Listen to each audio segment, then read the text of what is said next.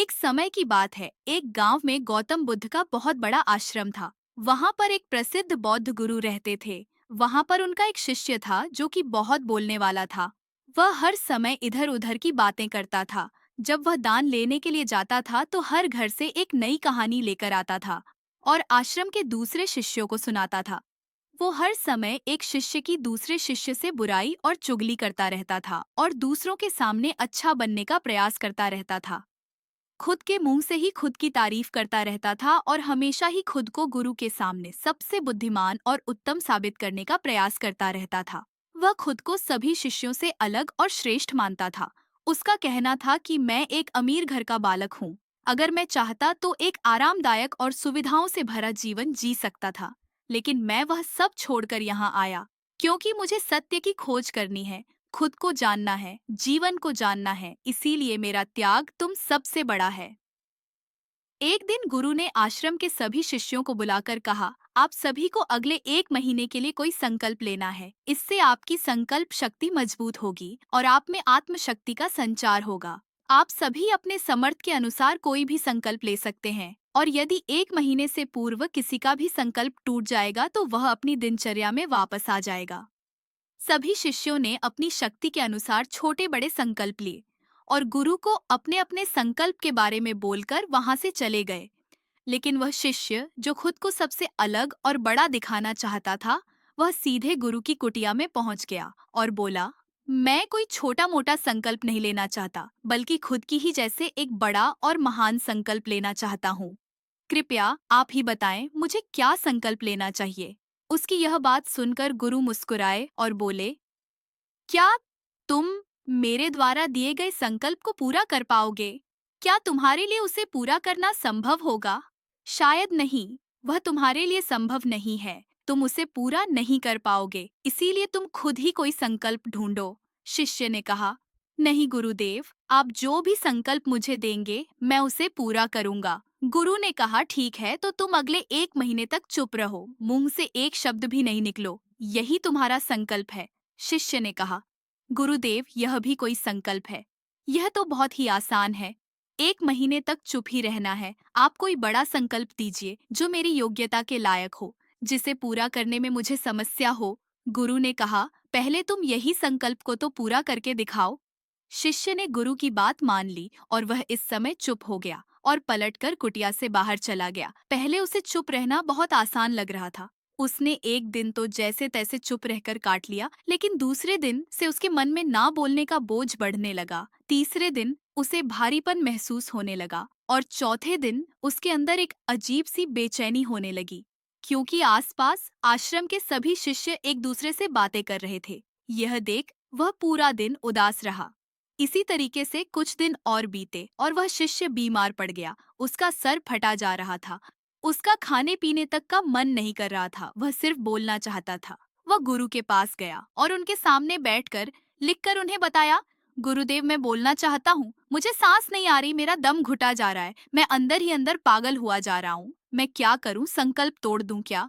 यह पढ़कर गुरु मुस्कुराए और बोले, संकल्प तोड़ने के लिए ही होते हैं, लेकिन जो अपने संकल्प को पूरा कर लेता है वही अपनी आंतरिक शक्ति को बढ़ाता है, और जो अपनी आंतरिक शक्ति को बढ़ाता है वह समाज की कल्याण करता है। संकल्प का लेना भी तुम्हारे हाथ में था और इसे तोड़ना भी तुम्हारे ही हाथ में है। तुम्हारे बहुत से भाई अपने संकल्प को तोड़कर अपनी पुरानी दिनचर्या पर वापस आ चुके हैं। अगर तुमसे नहीं हो पा रहा तो तुम भी संकल्प तोड़कर अपनी पुरानी दिनचर्या पर वापस जा सकते हो। लेकिन याद रहे, अगर आज तुम इस छोटे से संकल्प को नहीं संभाल पा रहे तो तुम अपनी बाकी की पूरी जिंदगी को कैसे संभाल सकोगे? बाकी फैसला पूरी तरह से तुम्हारे हाथों में है। गुरु की यह बात उस शिष्य के दिल में चोट कर गई। वह बिना कुछ बोले वहां से वापस चला गया और खुद को अपनी कुटिया में बंद कर लिया। वह केवल अपने जरूरी कामों के लिए ही कुटिया से बाहर निकलता था। बाकी सारे समय कुटिया के अंदर ही बैठा रहता। 15 दिन बीत चुके थे और आश्रम के लगभग सभी शिष्यों का संकल्प अब तक टूट चुका था, लेकिन उसका संकल्प अभी भी जारी था। संकल्प लेने के बाद से अब तक उसने एक शब्द भी नहीं बोला था। सारा आश्रम हैरान था कि इतना बोलने वाला इंसान चुप कैसे हो गया। 15 दिन बीतने के बाद वह दोबारा अपने गुरु के पास गया और लिखकर बताया है, गुरुदेव, मैं बाहर से तो चुप हूँ, लेकिन मेरे भीतर बहुत सी आवाज है। बहुत सी चीज, पुकार और शिकायतें हैं। मैं अंदर ही अंदर बात करता रहता हूँ।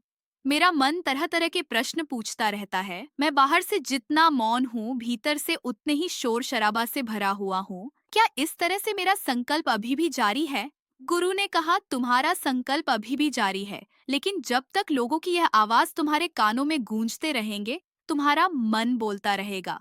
क्योंकि इसे तो आदत है बोलने की। तुम भले ही बाहर से चुप रहो, लेकिन तुम अंदर ही अंदर बोलते रहोगे। तुम्हें इन बातों से, इन आवाजों से दूर जाना पड़ेगा। शिष्य गुरु को प्रणाम कर वहां से चला जाता है और सुबह होते ही अपनी कुटिया छोड़कर जंगल की तरफ चला जाता है। कई दिन बीत जाते हैं, संकल्प का समय भी पूरा हो जाता है, लेकिन शिष्य लौट कर नहीं आया।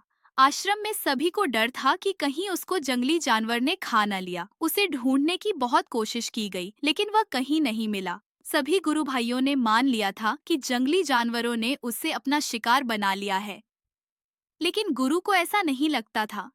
एक दिन आश्रम का एक अन्य शिष्य गुरु के पास आया और बोला, गुरुदेव, हमारे उस अधिक बोलने वाले भाई के साथ क्या हुआ होगा? क्या जानवर ने उसे मार दिया होगा?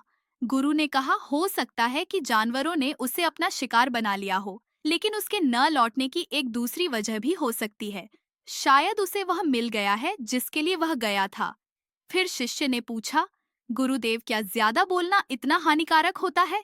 गुरु ने कहा, इंसान के जीवन के बहुत सारे दुखों में से एक दुख यह भी है कि वह कभी चुप नहीं रह सकता, हमेशा कुछ ना कुछ बोलता ही रहता है।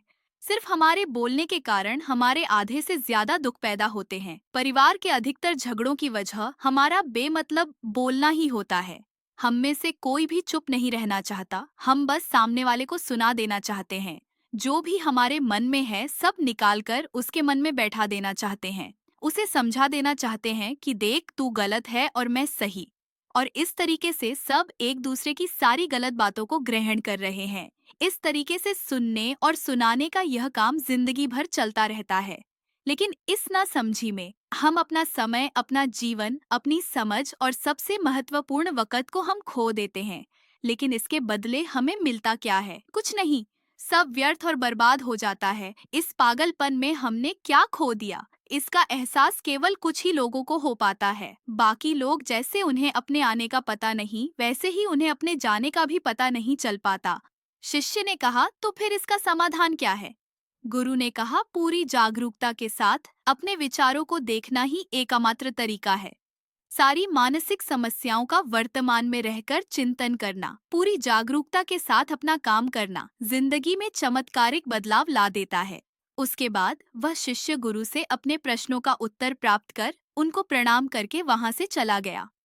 उस शिष्य को आश्रम छोड़कर गए हुए 3 महीने हो चुका था, लेकिन उसकी कोई खबर न थी।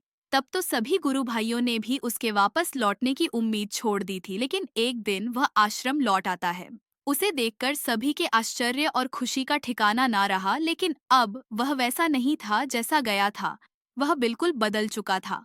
वह कुछ और ही बनकर वापस आया था। उसके अंदर एक गजब का बदलाव महसूस किया जाता था। उसके चेहरे पर एक गजब का ठहराव और आंखों में बनी शांति थी।